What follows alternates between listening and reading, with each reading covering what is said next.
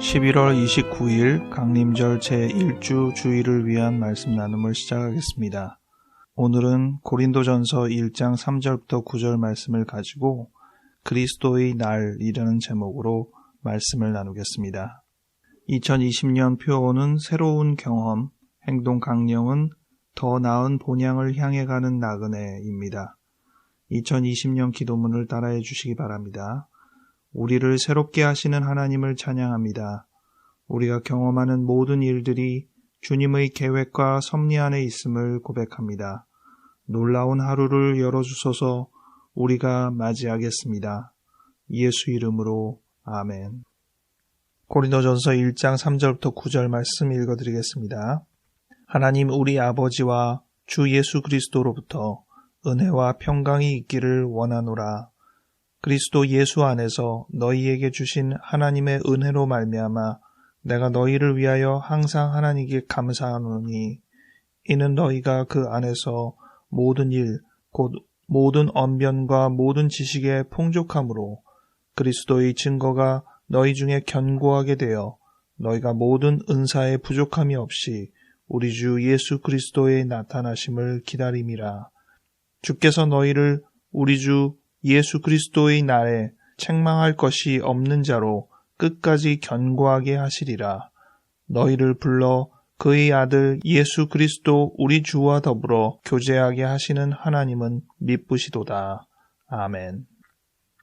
오늘은 강림절 첫 주입니다. 강림절을 대림절이라고 또 하는데 저도 혼동하는데 이 대자는 큰 대자가 아니라 기다릴 대자. 임재를 기다리는 날이다 라는 뜻이죠. 4주간의 기간을 보내고 매주 하나의 초를 켜게 되어 있습니다. 강림절 첫 주 성경 말씀은 이사야 64장 1절부터 9절, 시편 80편 1절부터 7절, 17절부터 19절, 고린도전서 1장 3절부터 9절, 마가복음 13장 24절부터 37절 이렇게 주일 성서 일과가 구성되어 있습니다.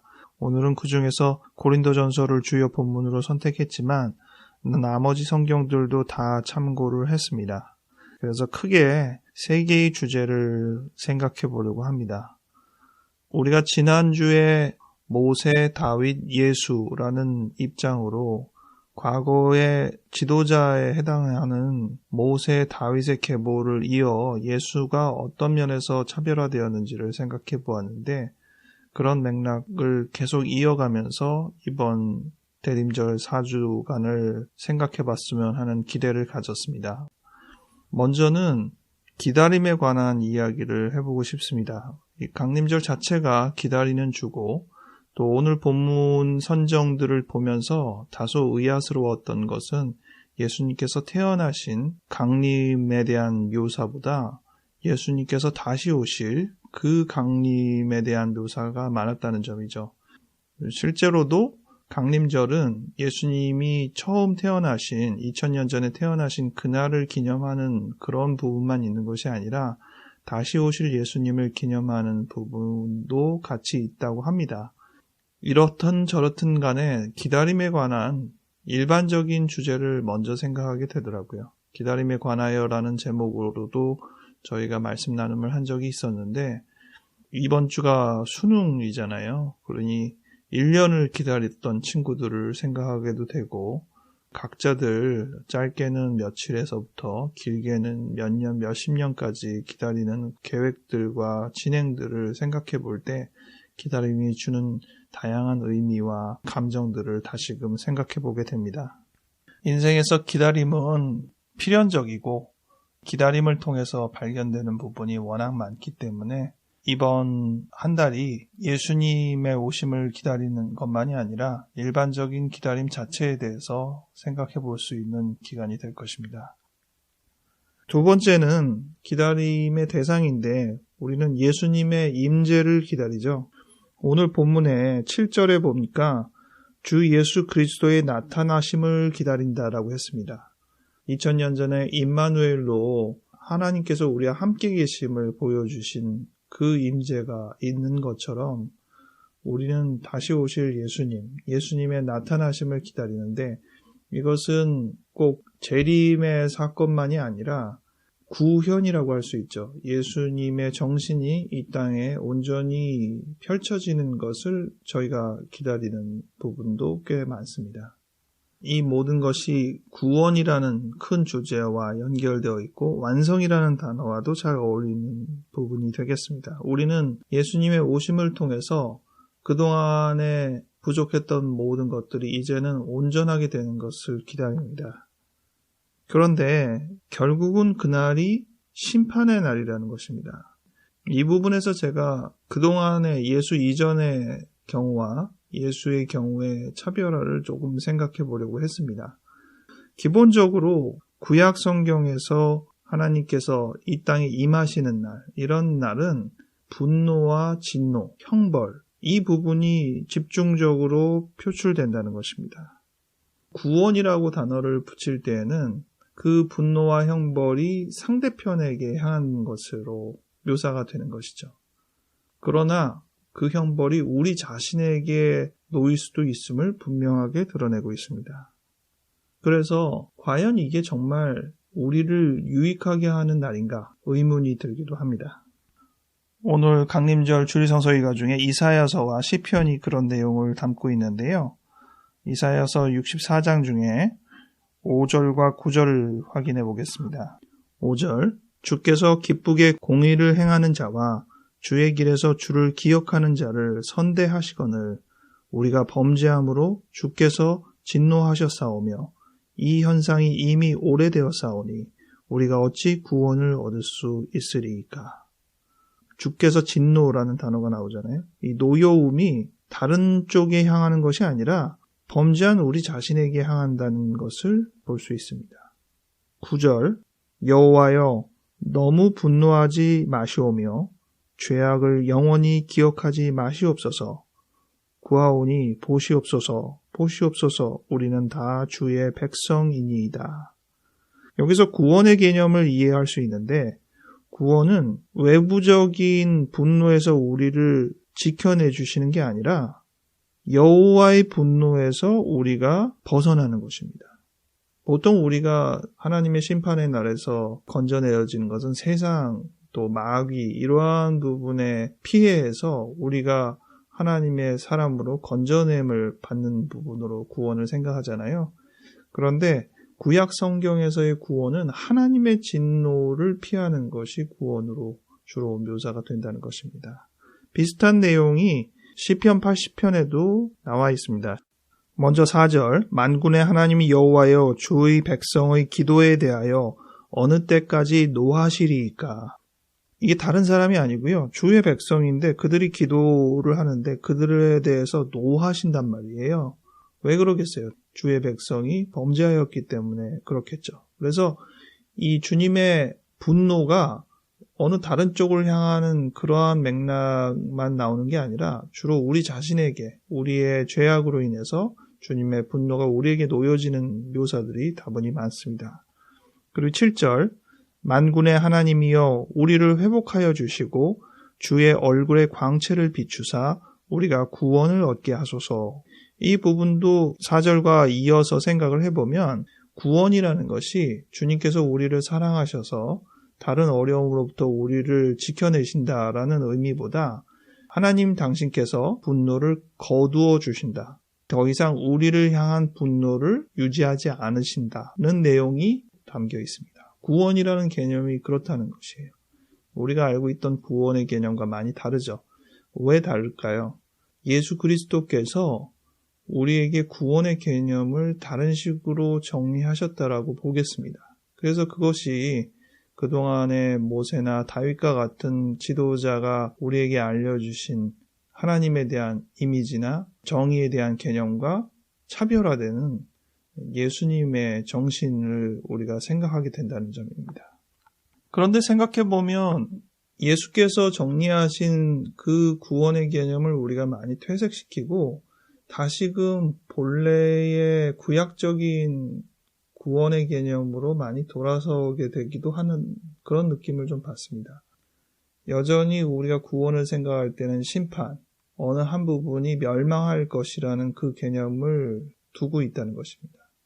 노여움의 문제를 해소하는 것이 궁극적인 구원의 완성이라는 개념을 비슷하게 갖고 있는 것이 우리들의 종말론입니다.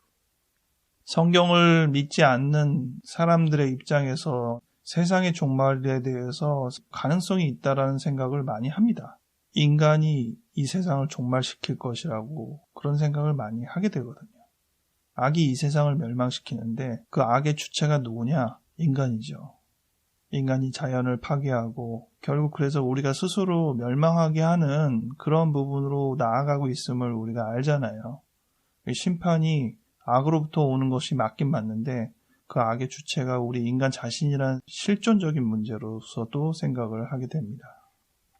오늘 말씀을 통해서 제가 생각하게 된 세 번째는 심판의 날, 예수 그리스도의 날에 대한 생각입니다. 본문 8절에 우리 주 예수 그리스도의 날이라고 표현이 나와 있는데 예수 그리스도의 재림이라고 생각할 수 있죠. 그날을 학수고대하는 어떤 태도를 바울이 보여준 것이고 그 내용을 고린도 교인들에게도 똑같이 알려준 것인데 예수 그리스도 자신은 이 심판의 날에 대해서 어떻게 묘사를 하였을까? 마가복음 13장 30절 내가 진실로 너에게 말하노니 이 세대가 지나가기 전에 이 일이 다 일어나리라. 이 부분은 심각한 갈등을 일으킵니다.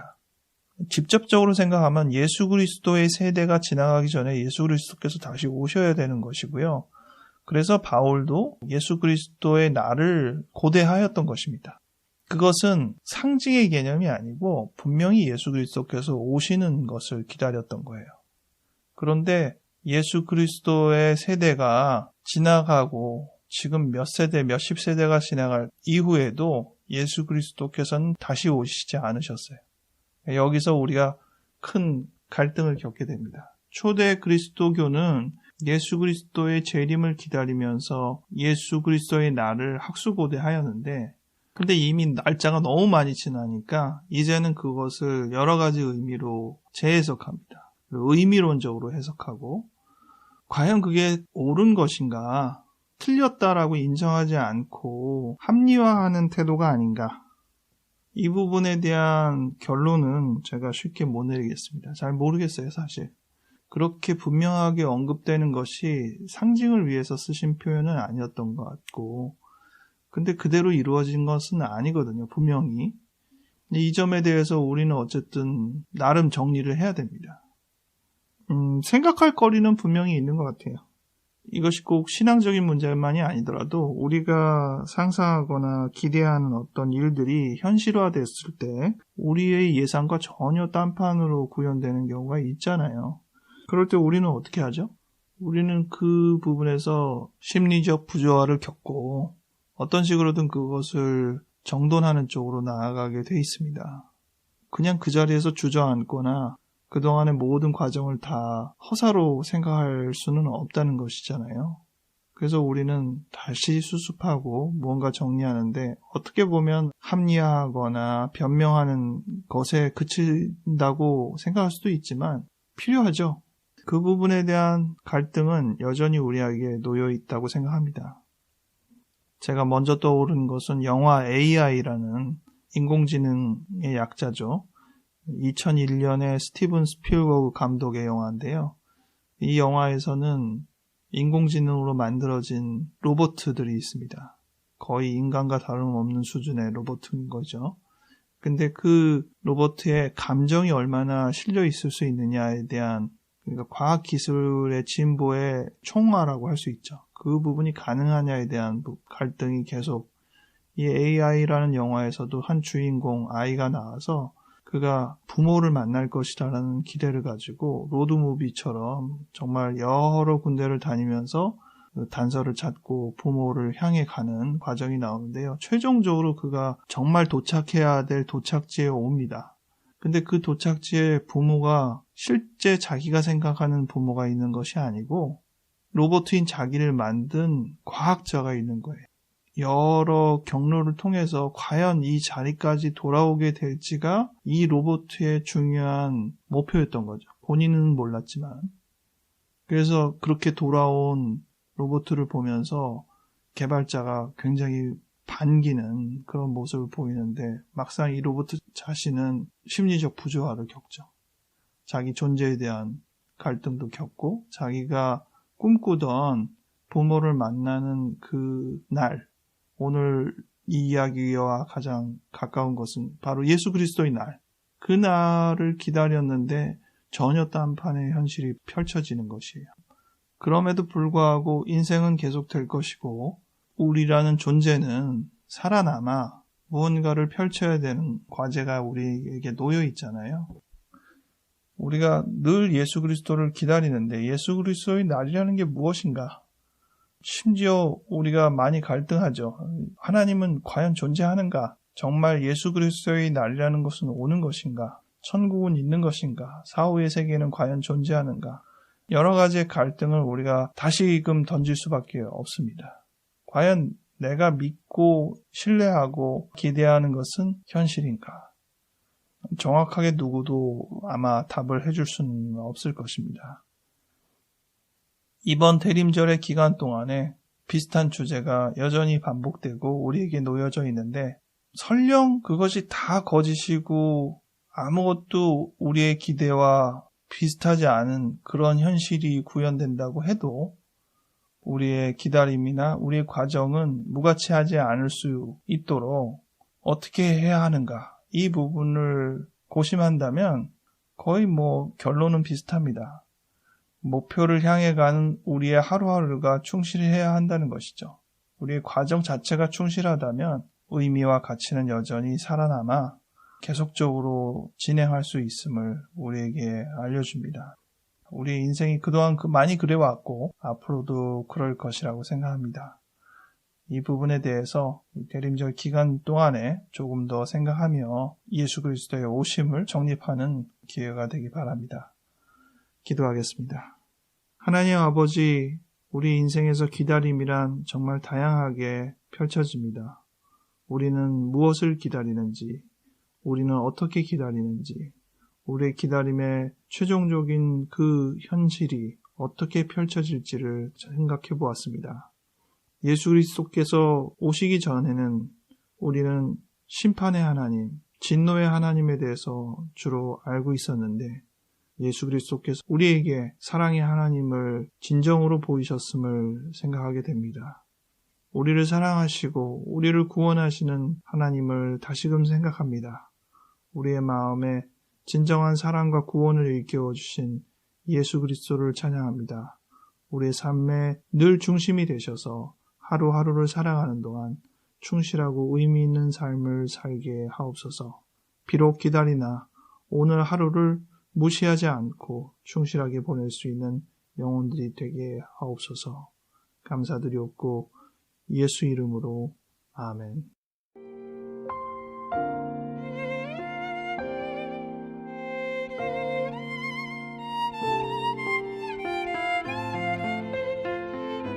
말씀 나눔을 하면 할수록 조금 더 막연해지고 제 스스로에게도 혼란이 가중되는 부분이 있어서 급조해서 마무리한 감이 있긴 하지만 어차피 이것은 인생의 중대한 현실적인 실존적인 과제이기 때문에 우리가 짊어지고 계속 고민해야 될 부분이라 생각합니다.